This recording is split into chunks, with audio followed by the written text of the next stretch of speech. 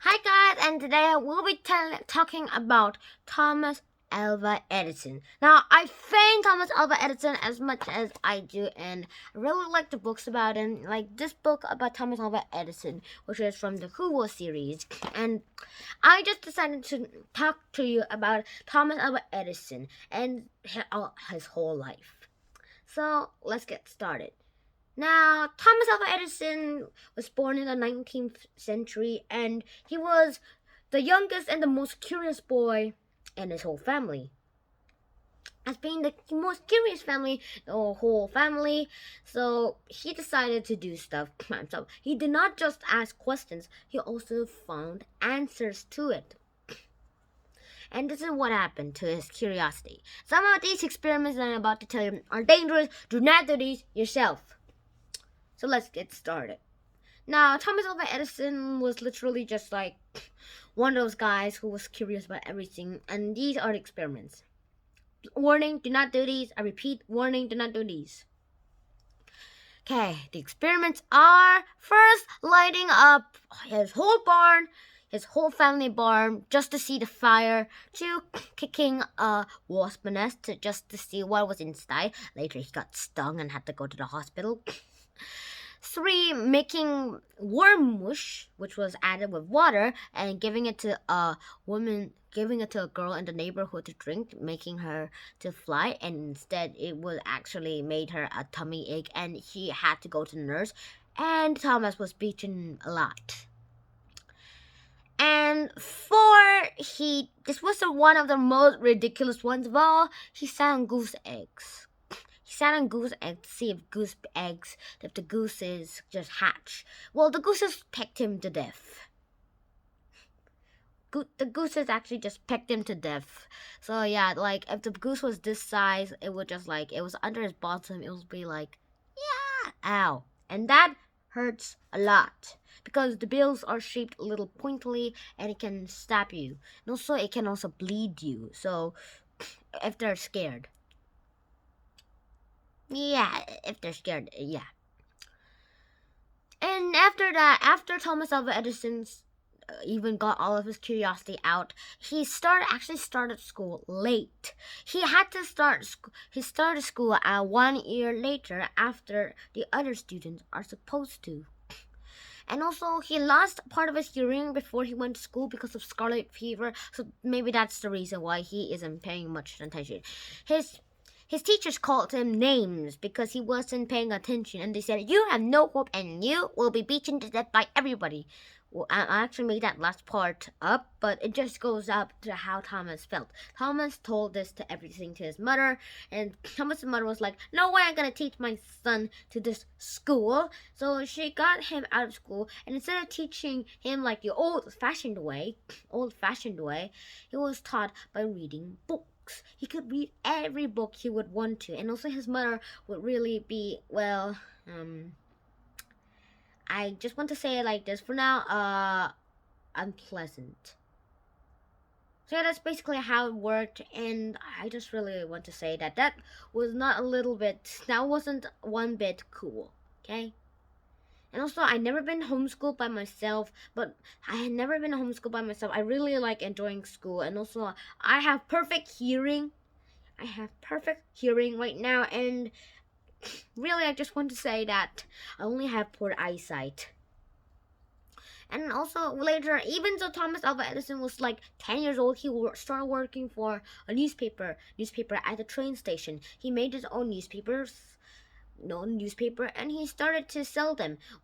And then when the Civil War broke out, this is what happened. His newspapers usually sold hundreds of papers a day, but on the day of the most ferocious battle of all, the newspaper sold thousands of the copies. And Thomas was like extremely rich. He was like a business child. And later in life, when he was about 14, when he was a teenager, about to be a teenager, he saved the life of the daughter of the conductor of the train station.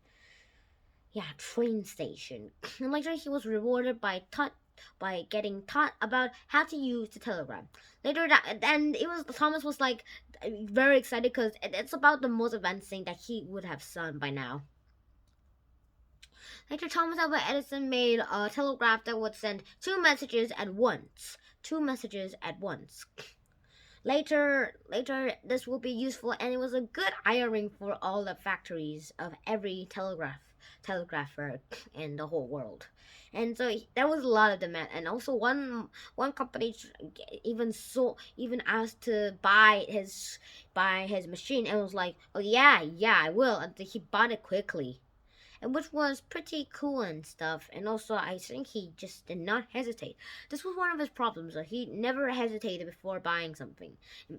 He always said that everything in life is like dopey, and he would try to unlock the secrets of life and also use it to make machines to make life simpler, which would be later declined by thinking that he would only be a businessman and all.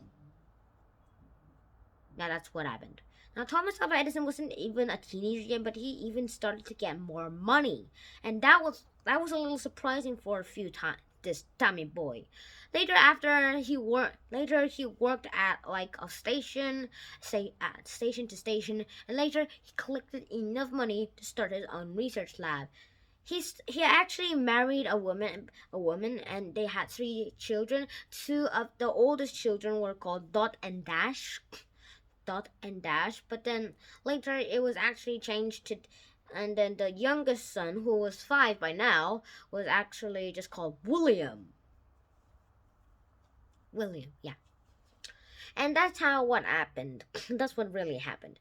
After that, actually, everything happened so quickly. Now, Thomas didn't actually spend much more time at his house anymore. He actually spent more time he spent more time at like his lab. Sometimes he didn't return for eating stuff, and also he worked hard in the lab. Later there was this battle called the Battle of the Currents, which would later be done in the whole wide world, and later this was a battle between the currents. Thomas Edison thinks that direct current, which is a weak current, was the better way of using, while AC, which was used by this man called George Westinghouse's company with Nikola Tesla, was AC, which was alternative current, which was much stronger, was much more dangerous than direct current. But then later, the Chicago's World Fair in the early 1800s was started to be used by Nikola Tesla's own AC engine. Here, I'll show you diagrams. So yeah, these are the diagrams for the engines used. This is a DC engine, direct current engine, which is much more easier to work with. And here's the main part. This inside here, let's zoom in. There's the rotor, which is the main part, is rubbing against the gear, which will make power. And also, here are the hazards.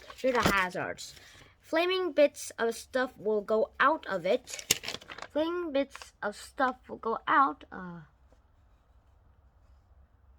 These little shapes right here, and this will make fire,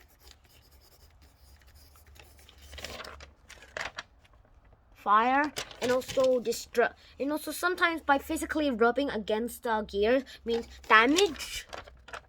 I drew an X for damage, and also it means falling out of parts.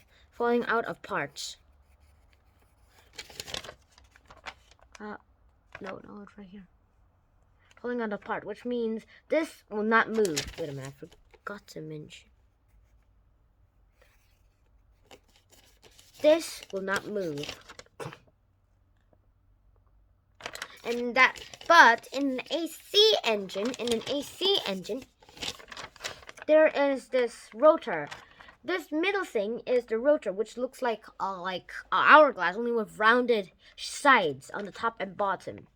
And there are wires on top and the bottom sides. Now there are some wires on the gears around it, and those wires on the shapes a triangle will be turned on and off in a pattern, making a magnetic field on, and that turning on thing is so fast that it will cause the rotor to spin. And now compare these two engines together. Compare it. And what do you think? Which is better? Oh, and the advantage is that this has no fire causing, and this has all the opposites of the DC engine. What do you think? Which one is better? I choose AC because of all of its unhazardly likes, and also this was the most important thing that I have to say about the AC engine, that it does not cause any natural disasters. And that's what Thomas Edison was actually unfair about. And this engine was actually made by Nikola Tesla, not Edison. Edison actually designed the DC engine here. And also he did not change the AC engine because he would lose money if he switched to AC. So yeah, that's how it worked. But now we use AC current, and then later in the Chicago's World Fair, AC engines were used to power all of the lightings of the World Fair, and that's basically it. And pretty much then that's when the current battle of the currents ended. And then later, Thomas Edison, after inventing the light bulb, and after inventing all of his inventions like the phonograph, a few inventions I'll say, phonograph, the carbon button for the telephone, and of course the electric light bulb, the incandescent light bulb. After inventing all those inventions, he died. And after Thomas Edison's death, everybody turned off their lights for 1 minute in honor of Thomas Edison. Thomas Edison was actually cremated and was buried in his soil grave in America. So that's basically the life of Thomas Edison. I hope you enjoyed this video as much as I did. Please like, share, and subscribe, and I'll see you in the next video. Oh, and also, I hope you enjoyed this black and white theme that I used for today. If you did, please write them in the comments below too. Also, if you have any questions, I'll answer them in the comments below. If the comments aren't on, just email them to my email 20jwar@naver.com. And I'll see you in the next video. Shinhan out. Peace.